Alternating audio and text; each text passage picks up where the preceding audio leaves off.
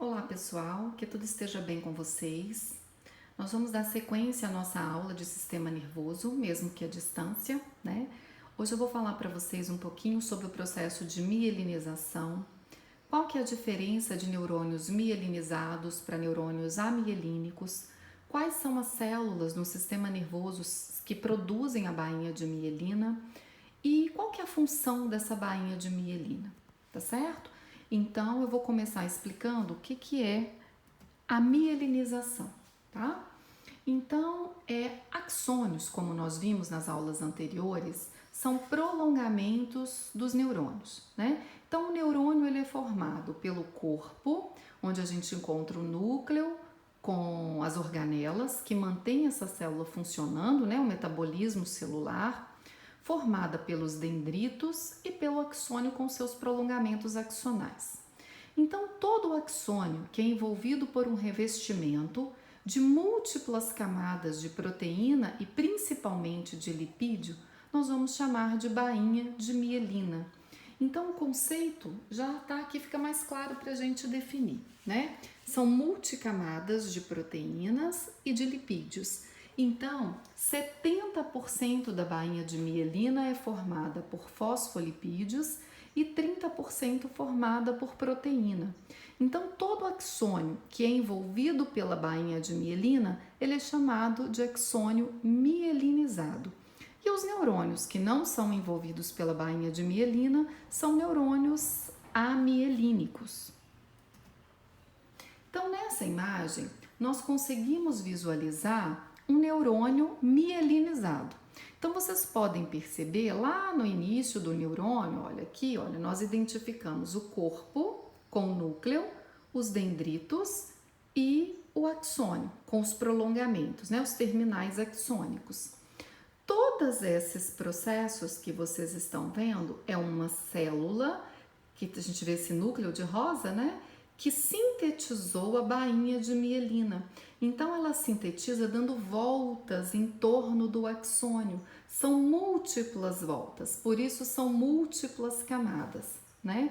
Tanto de lipídio e colesterol, que é ácido graxo e colesterol, e proteínas. É possível a gente observar nessa imagem que entre as bainhas de mielina existe um espaço, olha, sem bainha de mielina. Aqui embaixo está maiorzinho, fica mais fácil identificar. Bainha de mielina, sem bainha de mielina. Bainha de mielina, sem bainha de mielina.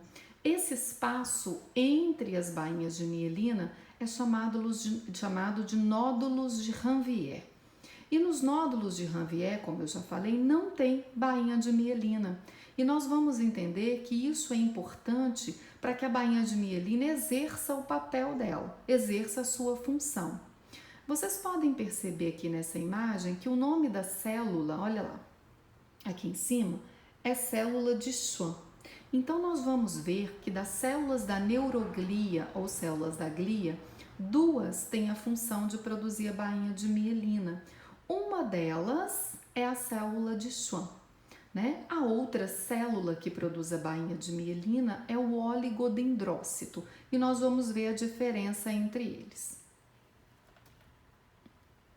Então, primeiro, qual que é a função da bainha de mielina? A bainha de mielina ela tem uma função de isolante, ela protege e isola eletricamente o axônio de um neurônio. Consequentemente, se ela isola eletricamente, ela faz com que ela diminua a perda elétrica, né? Diminui a perda elétrica desse axônio, fazendo com que ele aumente a velocidade de condução do impulso nervoso.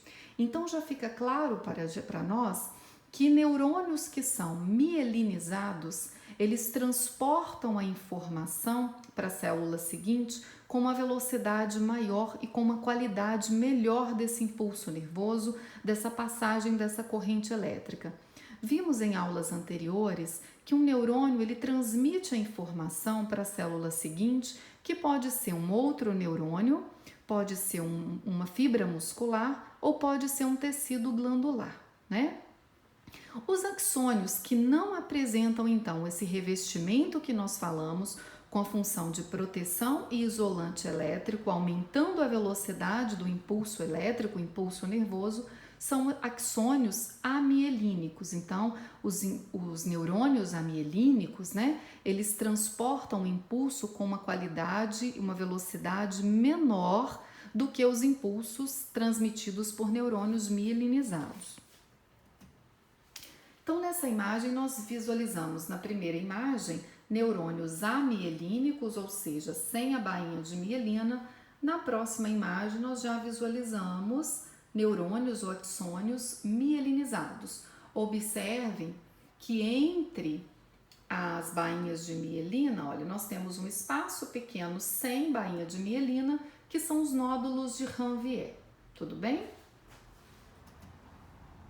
Então, dois tipos de células da neuroglia ou da glia produzem a bainha de mielina, que são, então, como eu já disse, células de Schwann e o oligodendrócito. As diferenças entre as células de Schwann e o oligodendrócito é que as células de Schwann sintetizam a bainha de mielina nos neurônios localizados no sistema nervoso periférico.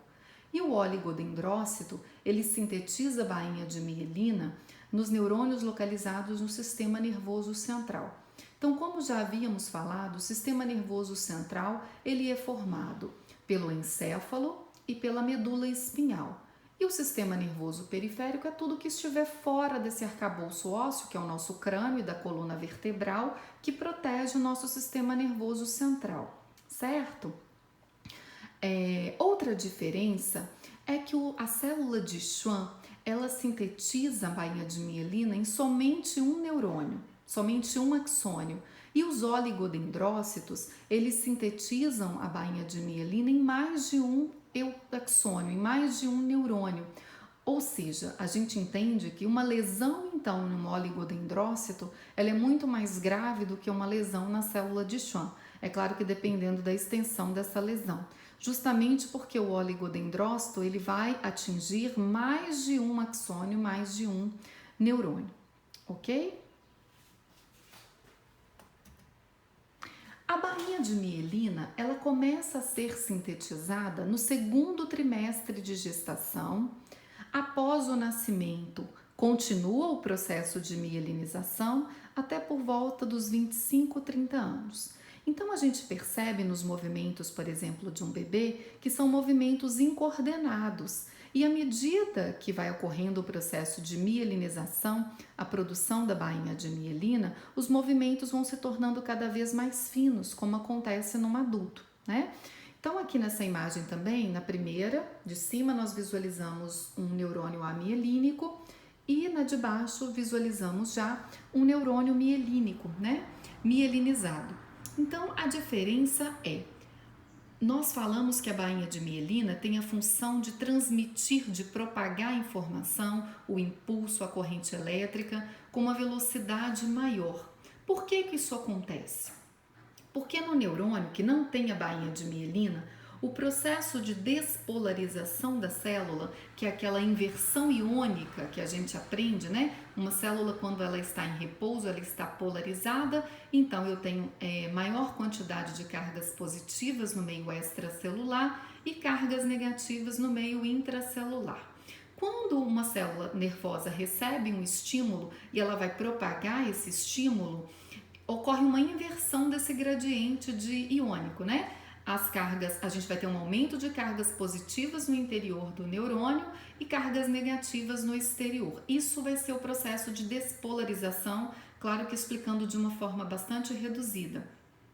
Então, a gente observa que no neurônio mielinizado, como neste aqui, olha, o processo de despolarização, ele só acontece nos nódulos de Ranvier. Então, a gente pode dizer que a bainha de mielina, ela propaga o impulso com uma velocidade maior, porque ela propaga o impulso de forma saltatória. Então, onde eu tenho a bainha de mielina, que ela é isolante, a corrente elétrica salta e só vai despolarizar nos nódulos de Ranvier. Então, isso faz com que o impulso passe de uma forma mais rápida do que se eu tiver que despolarizar todo este axônio. Então, neste axônio mielinizado, o processo de despolarização só vai acontecer nos nódulos de Ranvier. Quando o impulso nervoso chegar nesta região, que são nos terminais axônicos, ele faz com que abram-se canais de cálcio, e esses canais de cálcio fazem com que o neurônio, né, o terminal axônico, libere os neurotransmissores, que são as moléculas químicas que vão se ligar na célula pós-sináptica para abrir também canais lá na outra célula e ocorrer o processo de despolarização na célula seguinte. Então, quando o impulso nervoso propagou de forma saltatória, chegou no terminal axônico, abrem-se canais de cálcio nesta região, fazendo com que os neurotransmissores dessa célula pré-sináptica eles sejam liberados na fenda sináptica, e esse neurotransmissor vai se ligar a receptores específicos na célula pós-sináptica. E aí sim, após se ligar na célula pós-sináptica, vai iniciar o processo de despolarização na célula seguinte, ou seja, passando a transmissão de informação para a célula seguinte, que pode ser um outro neurônio, pode ser uma célula muscular ou pode ser um tecido glandular.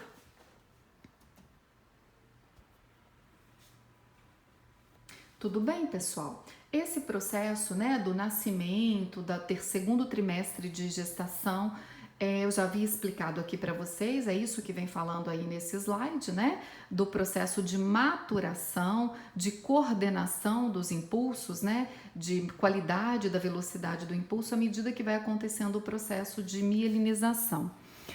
Algumas patologias, como por exemplo a esclerose múltipla, infelizmente ocorre o processo de desmielinização, ou seja, a pessoa vai perdendo a bainha de mielina, por isso que com o tempo, isso dependendo do local que o indivíduo foi atingido, ele vai perdendo função. Então, o local onde o neurônio foi atingido, por exemplo, pode ser a fala, pode ser algum movimento, né?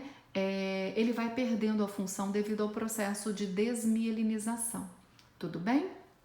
Pessoal, então é o seguinte, nesse primeiro momento eu vou explicar essa aula para vocês de bainha de mielina, eu vou mandar essa aula aqui para vocês estudarem ela toda e posteriormente eu vou gravando outros vídeos explicativos, tá certo? Qualquer dúvida que vocês tiverem, vocês vão me enviar para a gente esclarecer essas dúvidas e vão continuando com as atividades no AVA, tá bom? Beijos, fiquem com Deus, tchau, tchau!